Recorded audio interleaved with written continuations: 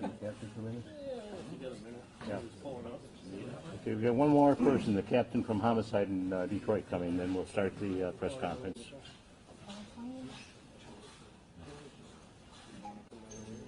Gentlemen? There's my OIC. I'm going to let you introduce your people, okay? Okay. Anybody else?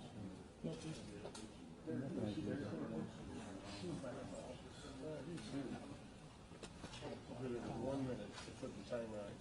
Oh, he's not here yet. I don't know where Derek is.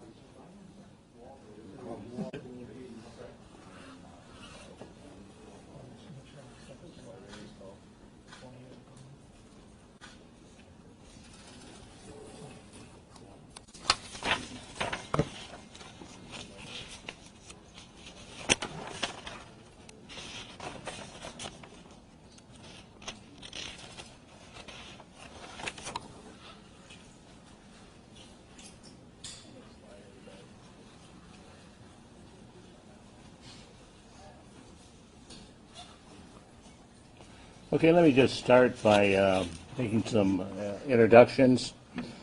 Starting with our Macomb County Prosecutor Attorney, Gene Cloud. The Bill Catello, he's the Chief Homicide Attorney, Assistant Attorney. Bill, there he is. Oh, Bill, you come over. Okay. Our Deputy Commissioner Robert Ahrens. Detective Sergeant Dan Bozak, Commander Eric Decker, Major Crimes Division, and Captain Derek May. Looks like he's walking yet. Okay. Commander, you want to identify your people that are here? I have Detective or Sergeant Marcus Thrillkill and Detective Theo Wills. Okay, thank you. Let me start by first saying that these homicides would not have been resolved or cleared with an arrest if it wasn't for the dedicated detectives of the Warren Police Department and the homicide detectives from the Detroit Police Department. And I'm going to recognize these detectives a little later, but let me say that, 20 years ago, these type homicides probably wouldn't have been cleared with arrests. I mean, these officers, in a joint effort, Detroit and Warren, gave it 110%, 24/7, also using a lot of technology. I had said at the first press conference, and I appreciate you being here, the family, that first these three are the most ferocious, unbelievable murders committed in recent years. The execution-style double homicides committed on Otis Street in the city of Warren were the bodies of Iris Rinson, age 28, and Tyrez Moore, a 6-year-old baby, were discovered with gunshot wounds to the head on October 1st, 2020. And the bodies of Tayoko Moore, I'm not sure I pronounced that right.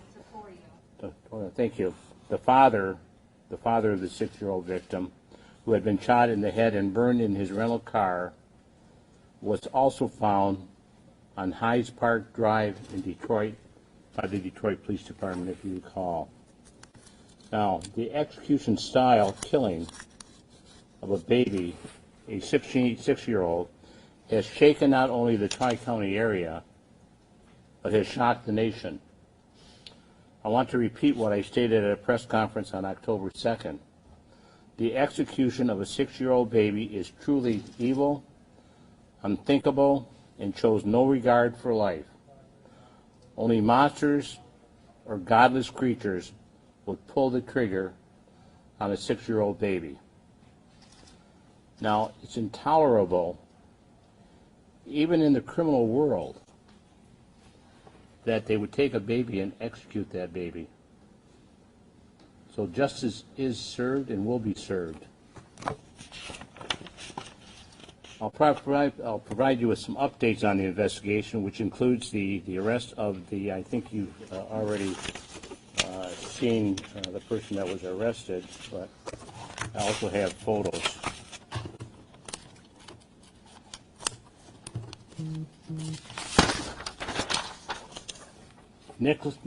Nicholas Barres, Barbarian, child killer, and he will serve his time. I have talked to the U.S. Attorney also, Mr. Snyder, Matthew Snyder's, and I talked about this before, as far as possibly taking this person under a criminal capital offense federally. Yes. Mr. Snyder is monitoring the case very closely. So the charges, and I'm going to let the prosecutor talk about the charges, but it includes 15 counts, 3 counts of homicide, first degree, 3 counts of homicide, felony murder, 3 counts of felony firearms, 3 counts of weapons firearms, and 1 count of third-degree arson. Now again, this homicide investigation was successful because of the team effort of the Warren Police Department and our partners from the Detroit Police Department. Captain? Okay. I want to introduce and recognize the following officers from Warren who worked tirelessly to bring justice to the brutal murders of the 3 victims. I want to start with our lead detective, Detective James Tardesky. Jim? Yes, thank you. Great job, Jim. We have Detective Timothy Kohanis. Jim? Detective Christopher Skoudulis. Christopher. And Criminal Intelligence Officer who did a lot of work on this case with the detectives, Todd Werner. So with that, I want to introduce the commander again to introduce your people, make some remarks. Commander Eric Decker, Detroit Major Crimes. My partner, Captain May from Detroit Homicide. Just like Commissioner Dwyer said, it was a horrific murder. They all are, but you take a 6-year-old, just a baby, and it just makes it that much harder. Just from us, I just want to thank Warren. I want to thank these guys, my detectives and Warren detectives, been following the case since it happened. It's just tireless, relentless pursuit.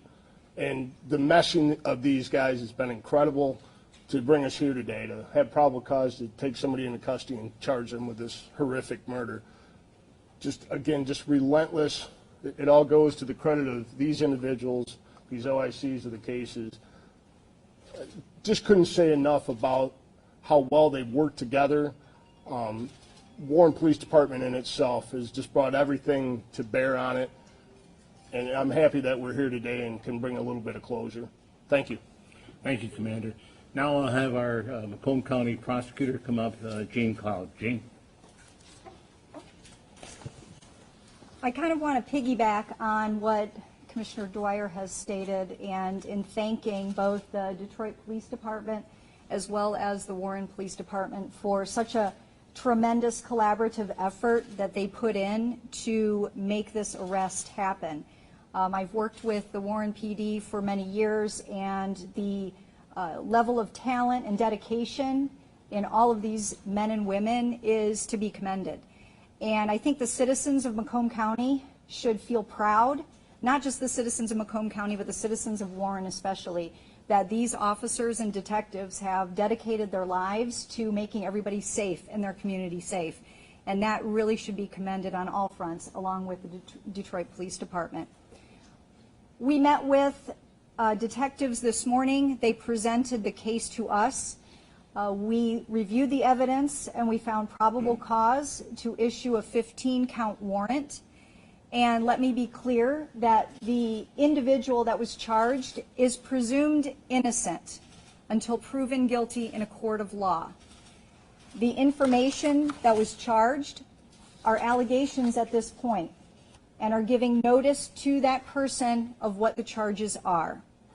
So at this point, he is presumed innocent. However, there was enough evidence, in our opinion, by probable cause, that charges were issued. We authorized 3 counts of first-degree murder, 3 counts of felony firearm. We authorized arson.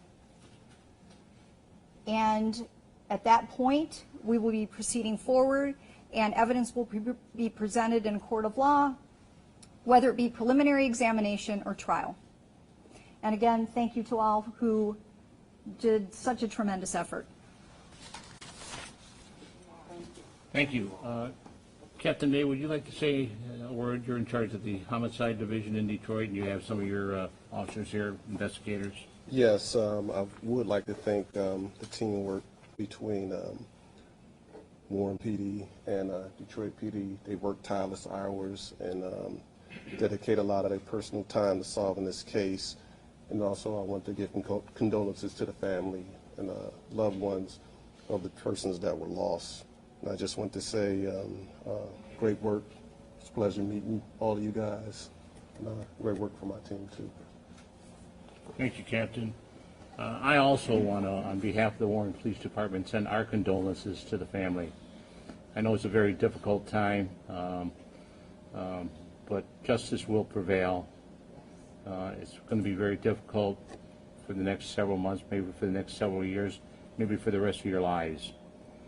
But God be with you. So saying that, I'm going to open it up for questions for the prosecutor and myself.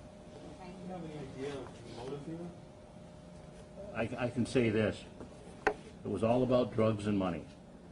And I'll leave it at that. How much can you tell us about what led you guys to it? Just outstanding teamwork by the homicide investigators from Detroit and the Warren investigators did an outstanding job.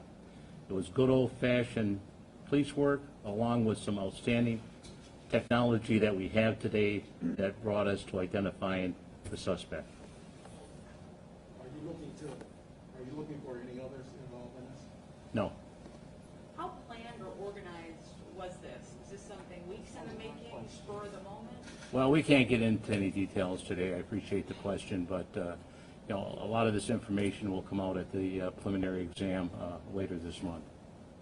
Commissioner, can I ask you, what do you say about somebody who Googles watches after, you know, committing homicide and came out in court today that, you know, he went home and went online looking up watches? I mean, what type of person has the ability to do that after killing 3 people? A person that, and I said it before, he's a person that, in my opinion, and many in law enforcement, and the families and citizens, he deserves capital punishment, the death penalty, Yes. because of the type of person he is. Yes. You're not going to rehabilitate, and I'm going to leave it at that. Commissioner, to that end, can you, the prosecutor, perhaps go into detail of how that formally might happen in terms of discussion with federal prosecutors and what charges in particular could be brought federally that would carry the death penalty if it was in the commission of a drug offense, or how that would work? Well, that particular information would be for the review of the U.S. Attorney Matthew Schneider. As far as our office is concerned, we are focusing on the state charges that we have charged and proceeding forward with that. They would have to be in charge of reviewing all of that, so that question would probably be best fielded toward Matthew Schneider. If I may, though, are there certain charges that could cross over federally and others can't, or I'm at a loss as to what in this instance may be prosecutable federally? Well, right now, we are still investigating some of that, so I wouldn't be able to comment as to that right now. Commissioner, you said that you don't believe anybody else is involved in this? Or That's correct. One person? Correct. Can you talk about how the suspect knew the victims? Only to say that this was all about drugs, and I'm going to leave it at that. Let me just say this, that on behalf of the mayor and myself, you know, we've experienced a significant increase in violent crime, especially in the area of homicides. Let me make it clear that in all the homicides that we've had, 98% of them in the last 3 years have been between people related or acquainted. And I mean that by domestics that we experienced Sunday from Hazel Park. The husband and wife came and it was a suicide murder. In this particular case, the subject and the victim knew each other. We haven't experienced any homicides that were related to a robbery of a store or a gas station, nothing like that. And our solvability rate, because we've got excellent detectives, is almost 100%. How many tips did you receive in the case, and how did they help further investigation? Be honest with you, the tips this time and informant information was not relevant.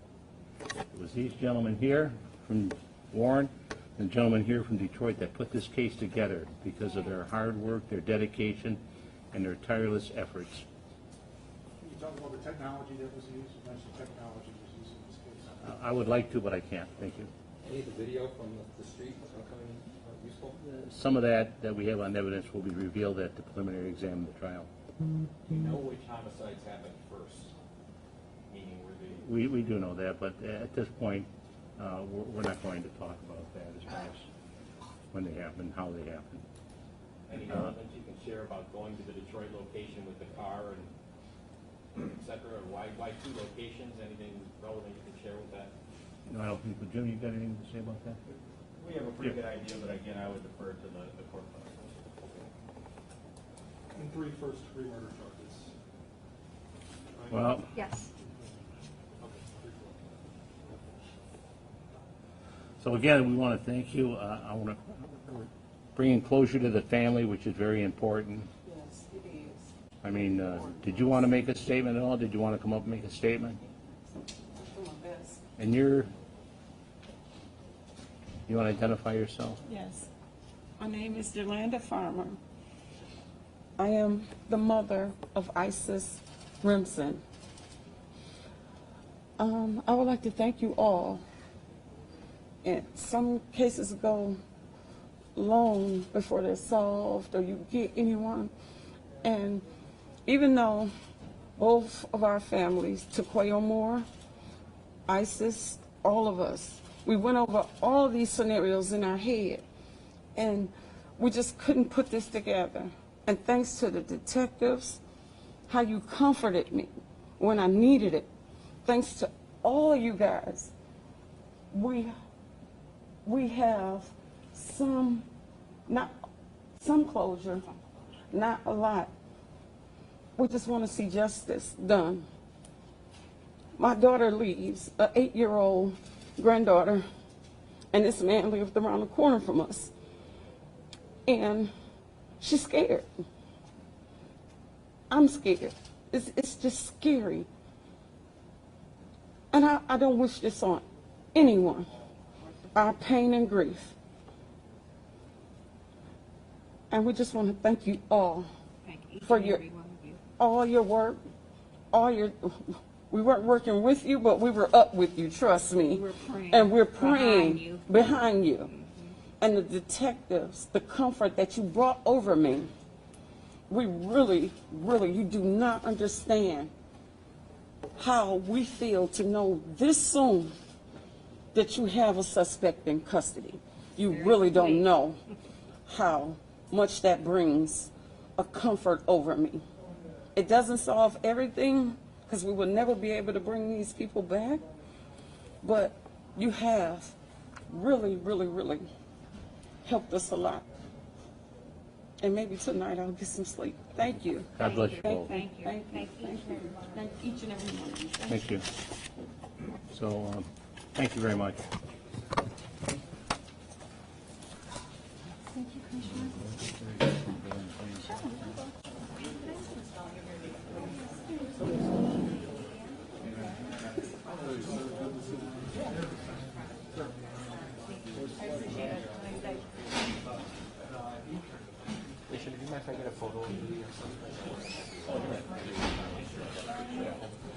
Anybody need a copy of the subject that was arraigned? I have copies here.